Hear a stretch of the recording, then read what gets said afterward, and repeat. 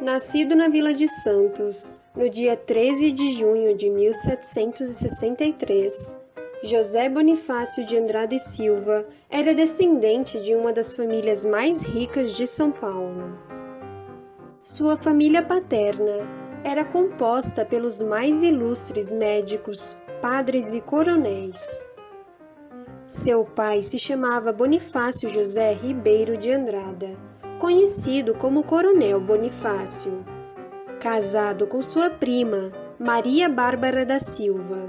Juntos, os pais de Bonifácio tiveram 10 filhos. O primogênito foi o padre Patrício Manuel de Andrade e Silva.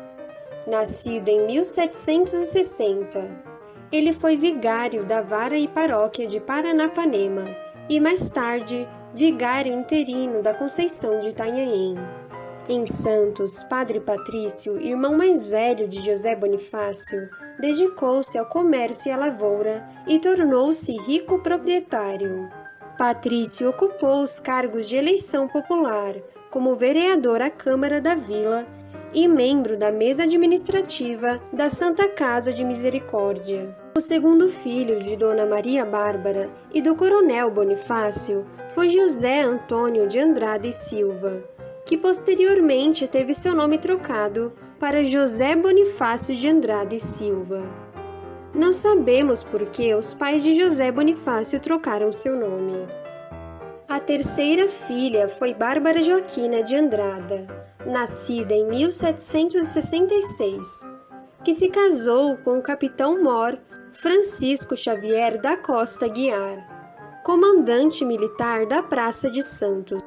A quarta filha foi Ana Marcelina Ribeiro de Andrada, nascida em 1768. Foi casada com o tenente-coronel José Carvalho da Silva, que em Santos foi um negociante. Uma filha deste casal, Dona Ana Josefina, casou-se com seu tio, o conselheiro Antônio Carlos, irmão de José Bonifácio. O quinto filho foi Bonifácio José, nascido em 1769, que viveu em Santos, sem qualquer atuação que o destacasse do meio social. Trabalhou na Câmara da Vila, exerceu o cargo de almotacé e faleceu solteiro sem deixar filhos. O sexto filho foi Antônio Carlos Ribeiro de Andrada Machado e Silva, nascido em 1773. Era um grande orador. Casou-se com sua sobrinha Ana Josefina, filha de sua irmã Ana Marcelina, como já citamos.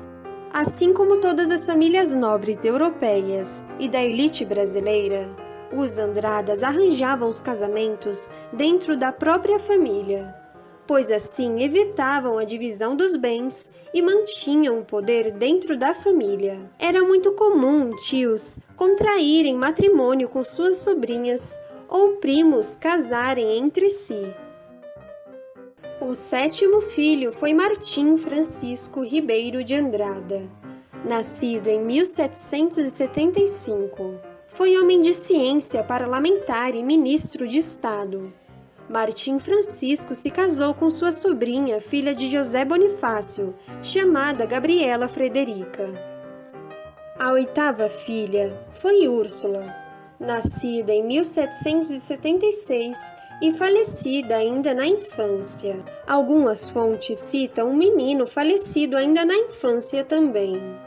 O nono filho foi Francisco Eugênio de Andrada, nascido em 1778, que tornou-se comerciante. Faleceu solteiro em Santos, deixando um filho, que veio a casar-se com Narcisa Cândida, filha bastarda de José Bonifácio. A irmã caçula dos Andradas foi Maria Flora Ribeiro de Andrada, nascida em 1779, que teve a honra de ser a camareira-mor da Imperatriz Leopoldina. Maria Flora não casou e não teve filhos. Faleceu solteira aos 87 anos.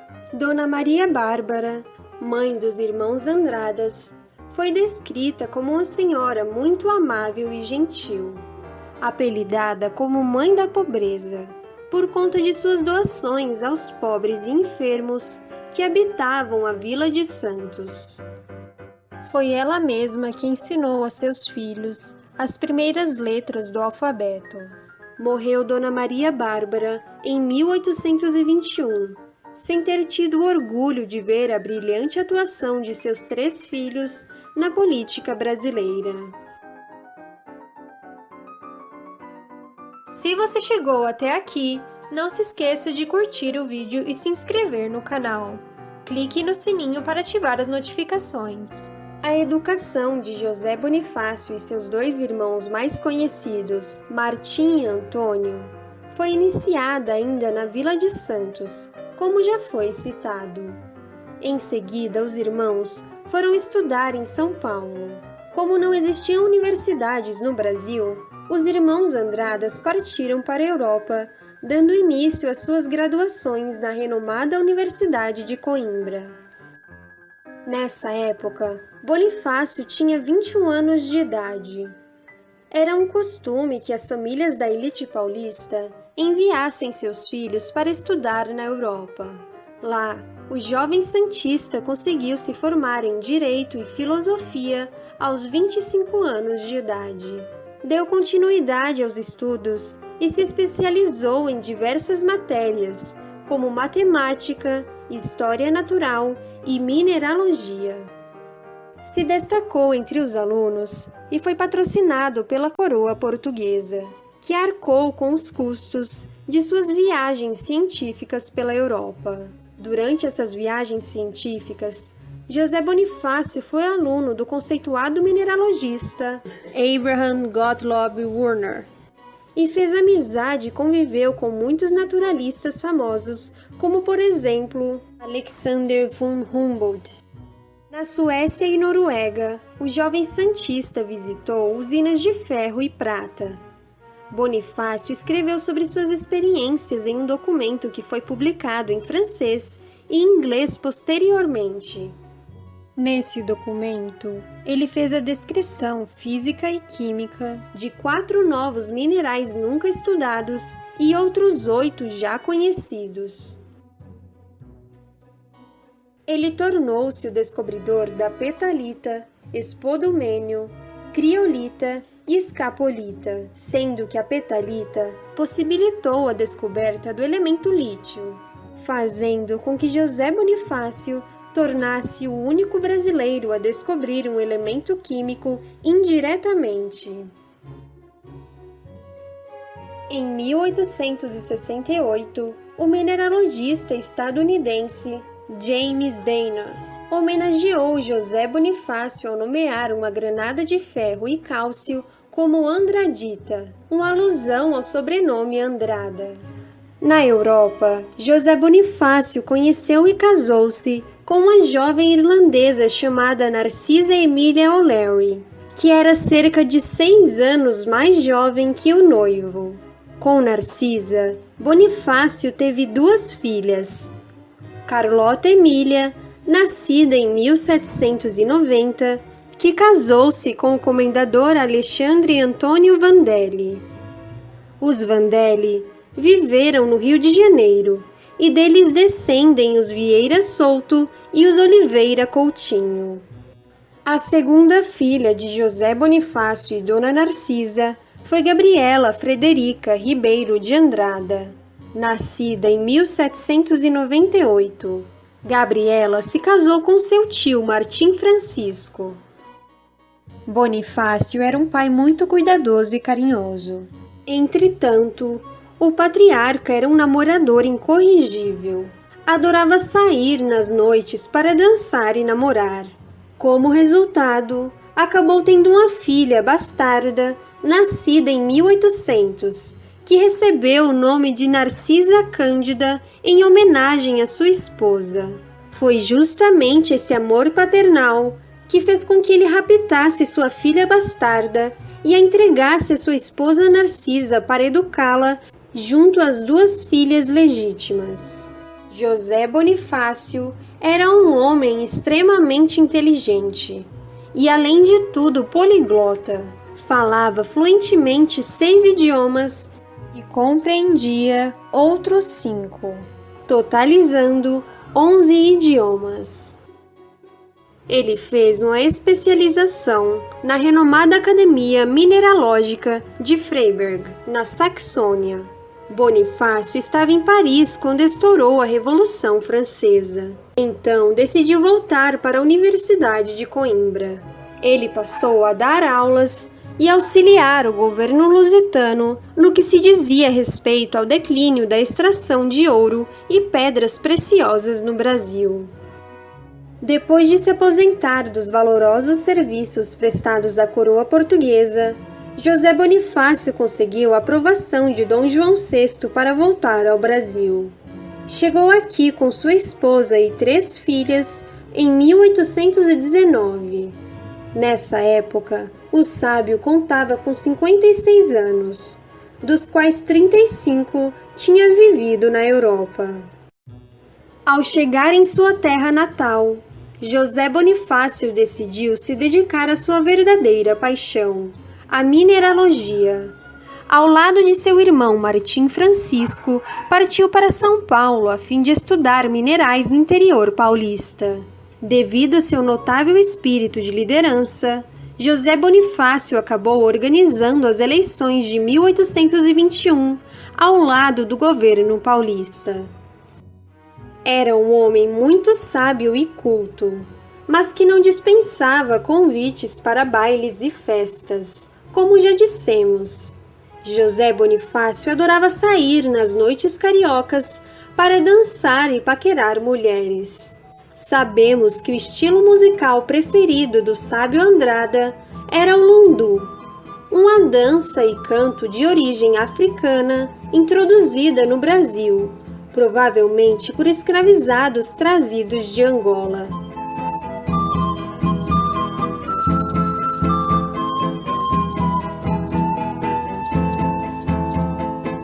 O meu lundu nasceu em frente à cidade de Souri, a dança que vi por ali mexeu com o meu coração. Sua esposa Narcisa criou as filhas com todo amor e carinho, incluindo a menina bastarda. Sobre o casal, Maria Graham anotou: não há lugar em que possa passar meia hora com mais prazer e proveito do que na família deste ex-ministro. Sua mulher é de origem irlandesa, uma O'Leary, senhora da maior amabilidade e gentileza, realmente admiradora do valor e do talento do marido. E todos os sobrinhos e outros parentes que ali encontro revelam-se superiores em educação e conhecimento à maior parte das pessoas que vejo. Para comigo, como estrangeira, Bonifácio foi da maior cerimônia, ainda que delicadamente polido, e conversou sobre todos os assuntos e de todos os países. Ele visitou a maior parte dos da Europa. Sua biblioteca estava bem provida de livros em todas as línguas. A coleção de química e de mineração é particularmente extensa e rica em autores suecos e alemães. Estes são realmente assuntos de peculiar interesse para o Brasil e foram naturalmente de primeira plana para ele. Mas seu encanto é a literatura clássica.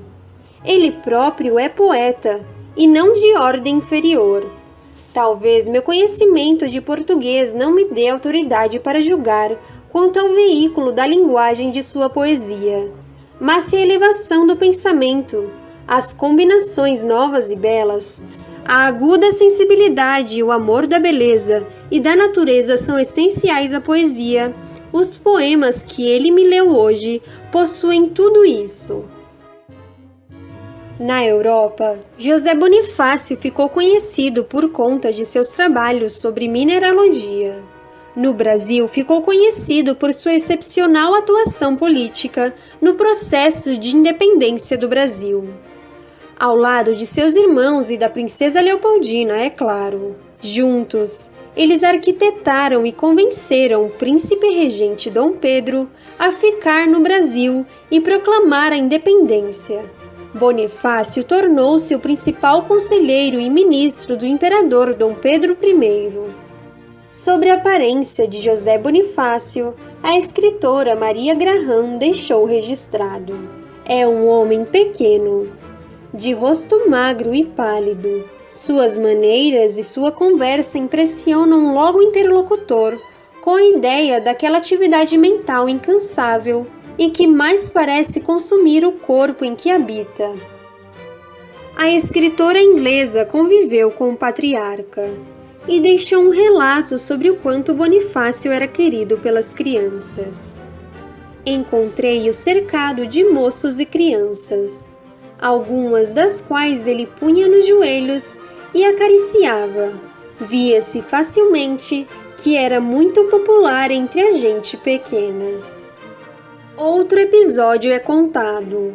Dizem que José Bonifácio se dirigiu à pequena princesa Maria da Glória, futura rainha de Portugal, filha primogênita de Dom Pedro e Dona Leopoldina, e balançando a cabeça da pequena rainha, o sábio afirmou: tem muito juízo nessa cabecinha. José Bonifácio e a imperatriz Leopoldina desenvolveram uma amizade muito bonita e sincera. Talvez porque ele era um dos únicos que falava alemão fluentemente na corte e também compartilhava o gosto por ciências naturais com a imperatriz. Se você quiser saber mais sobre o interesse da primeira imperatriz do Brasil por mineralogia e botânica, assista ao vídeo. Leopoldina, a imperatriz cientista. Dona Leopoldina via Bonifácio como um sábio a quem devia respeito. Ele era como uma figura paterna para ela. Além disso, a família Andrada era inimiga política da família Castro, da qual Domitila era descendente. José Bonifácio e Domitila de Castro se odiavam. Quando foi organizada a primeira Assembleia Nacional Constituinte do Brasil, em 1823, José Bonifácio apresentou um projeto de lei que tratava da gradual extinção do regime escravista no Brasil. Em sua representação, ele tentou convencer os outros parlamentares, representantes da aristocracia rural, dos benefícios econômicos e sociais que o país teria se progressivamente os escravizados fossem libertos e inseridos em um sistema de trabalho livre. O projeto de lei de José Bonifácio tinha como principais objetivos acabar com o tráfico negreiro em no máximo 5 anos, facilitar as condições de compra de alforria por parte dos escravizados, acabar com os castigos físicos, conceder pequenas faixas de terras para que os ex-escravizados pudessem produzir e prosperar.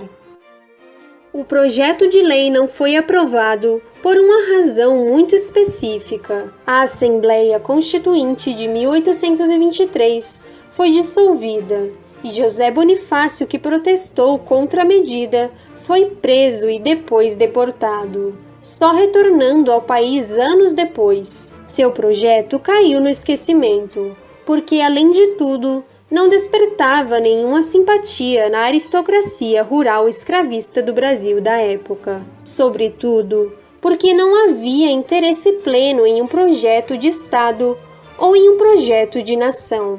José Bonifácio sonhava com um Brasil moderno e civilizado.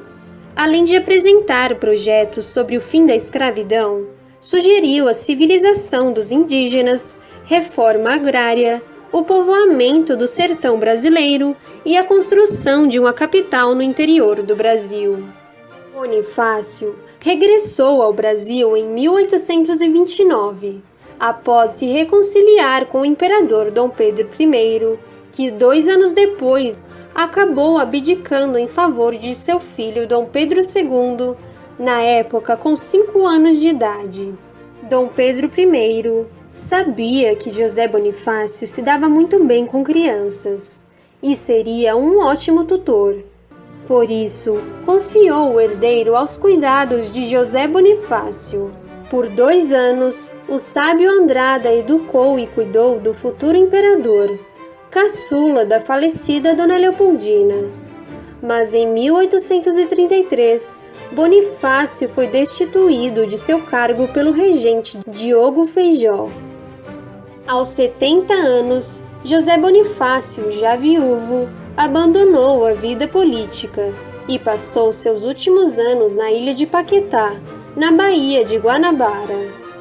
Faleceu no dia 6 de abril de 1838, aos 74 anos, tendo deixado um volume de poesias avulsas publicadas em 1825, estudos mineralógicos e sendo lembrado eternamente como patriarca da independência do Brasil. José Bonifácio de Andrada e Silva é lembrado como o mais ilustre de todos os brasileiros, e por isso sua história deve ser compartilhada. Valorize a história e compartilhe esse vídeo com seus amigos.